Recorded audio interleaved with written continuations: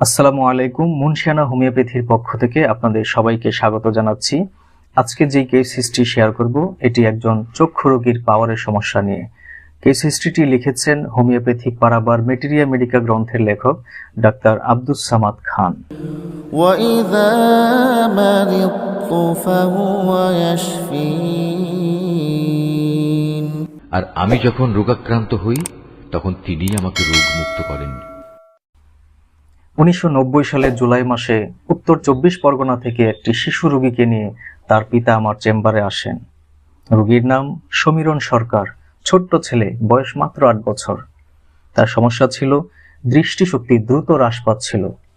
প্রতি 3 মাস পর পর তার চশমার পাওয়ার বাড়াতে হচ্ছিল। সর্বশেষ রিপোর্টে দেখলাম তার ডান চোখে পাওয়ার 4.00 এবং বাম চোখে 3.80। এভাবে চলতে থাকলে শেষ পর্যন্ত এই শিশু বয়সেই অন্ধ হওয়ার আশঙ্কা তৈরি হচ্ছিল। অনেক চিকিৎসার পরেও যখন ভালো হচ্ছিল না, বরং দিন দিন আরও খারাপের দিকে চলে যাচ্ছিল, তখন আর কোনো উপায় না দেখে বাধ্য হয়ে আমার চেম্বারে আসেন হোমিওপ্যাথিক চিকিৎসার জন্য। আমি একজন চিকিৎসক হিসেবে বহু রোগীর চিকিৎসা করেছি, কিন্তু কিছু কিছু কেস আলাদা করে মনে থেকে যায়। সমীরণ সরকারের কেসটি তেমনই একটি অভিজ্ঞতা। 1990 সালের জুলাই মাসের 6 তারিখে তার চিকিৎসা শুরু করি। প্রথমেই রোগীকে পরীক্ষা করে রোগীর শারীরিক, মানসিক এবং রোগের যাবতীয় লক্ষণ সংগ্রহ করি। এই লক্ষণ সমষ্টির উপর ভিত্তি করে সঠিক ঔষধ নির্বাচন করা হোমিওপ্যাথিক চিকিৎসা পদ্ধতির একটি গুরুত্বপূর্ণ অংশ। সমীরণকে পরীক্ষা করে এবং তার পিতাকে জিজ্ঞেস করে রোগীর কিছু ব্যক্তিগত বৈশিষ্ট্য সম্পর্কে জানতে পারলাম। সেগুলো হলো, সে নিজের ছোট ভাই আর সমবয়সীদের মধ্যে একটু কর্তৃত্ব দেখাতে ভালোবাসে, প্রাধান্য বিস্তার করতে চায়। স্বভাবের দিক দিয়ে সে খুবই জেদি ছেলে, সামান্য ব্যাপারে ভীষণ রাগান্বিত হয়। আর খাবারের ব্যাপারে চানাচুর, ঝাল এবং উগ্র জাতীয় খাদ্যের প্রতি তার বিশেষ আকর্ষণ রয়েছে। তাকে যখন পর্যবেক্ষণ করছিলাম, খেয়াল করলাম ছেলেটি পরনের পোশাক খুবই পরিপাটি। যে জুতো জোড়া পায়ে দিয়ে সে এখানে আসছে সেগুলো চকচক করছে। এই ব্যাপারে তার পিতাকে জিজ্ঞেস করলে উত্তর দেয় তার ছেলে সব ক্ষেত্রেই ফিটফাট পছন্দ করে। এখানে একটু বলে রাখা ভালো, হোমিওপ্যাথিক চিকিৎসায় এই লক্ষণগুলো ঔষধ নির্বাচনের জন্য খুবই গুরুত্বপূর্ণ। কারণ হোমিওপ্যাথিতে রোগের চিকিৎসা করা হয় না, চিকিৎসা করা হয় রোগীর, অর্থাৎ ব্যক্তির। তাই ঔষধ নির্বাচনের ক্ষেত্রে রোগীর ব্যক্তিগত বৈশিষ্ট্যগুলো খুবই গুরুত্বপূর্ণ। সমীরণকে পর্যবেক্ষণের সময় আরেকটি বিষয় বিশেষভাবে আমার দৃষ্টি আকর্ষণ করলো। খেয়াল করলাম সে বেশ কয়েকবার নিজের আঙ্গুল মুখে দিচ্ছিল। তার পিতাকে জিজ্ঞেস করলে উত্তর দেয় সে প্রায়ই এমন করে। তার জিহ্বা পরীক্ষা করে দেখলাম জিহ্বার অগ্রভাগ ত্রিকোণ আকৃতি এবং লালচে। এটিও আমার মূল্যায়নে একটি গুরুত্বপূর্ণ লক্ষণ। এই সমস্ত লক্ষণের উপর ভিত্তি করে তার চিকিৎসা শুরু করি।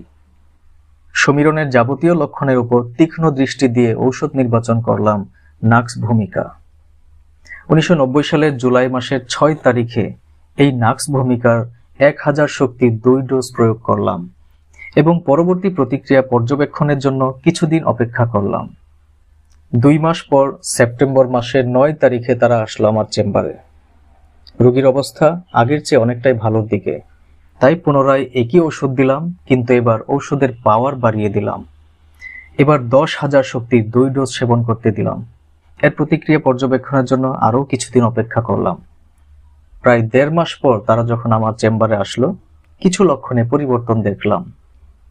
সমীরণের পিতা বলল তার ছেলে ইদানিং ভীষণ মিথ্যা কথা বলছে এবং কথাবার্তাকে ঘুরিয়ে ফিরিয়ে বলছে। তাই লক্ষণে পরিবর্তনের কারণে এবার নতুন লক্ষণ সমষ্টির উপর ভিত্তি করে নতুন করে দ্বিতীয় ঔষধ নির্বাচন করলাম সালফার। অক্টোবর মাসের 26 তারিখে সালফারের 10,000 শক্তির 2 ডোজ সেবন করতে দিলাম। এর 1 মাস পর রোগীর পিতা এসে জানালো তার ছেলে সমীরণের এখন আর কোনো চশমাই ব্যবহার করতে হচ্ছে না। সে এখন চশমা ছাড়াই পড়াশোনা করতে পারছে, এমনকি ক্লাসের বোর্ডের লেখাগুলো চশমা ছাড়াই সে স্পষ্টভাবে পড়তে পারে। আর কোনো ঔষধ প্রয়োজন হয়নি। এরপর রোগী সম্পূর্ণ সুস্থ। প্রিয় বন্ধুগণ, সমীরণের ছিল চোখের রোগ, কিন্তু চিকিৎসা করতে গিয়ে আমি তার রোগের নামের উপর নির্ভর না করে রোগীর সামগ্রিক লক্ষণ সমষ্টি বিচার করেই প্রথম এবং দ্বিতীয় ঔষধ নির্বাচন করেছিলাম। আর এটি হোমিওপ্যাথিক চিকিৎসার সঠিক নিয়ম। আর এতেই রোগী সম্পূর্ণ সুস্থ হয়েছিল। এই অভিজ্ঞতা আমাকে আবারও উপলব্ধি করায় প্রতিটি রোগী আলাদা এবং স্বতন্ত্র বৈশিষ্ট্যের অধিকারী।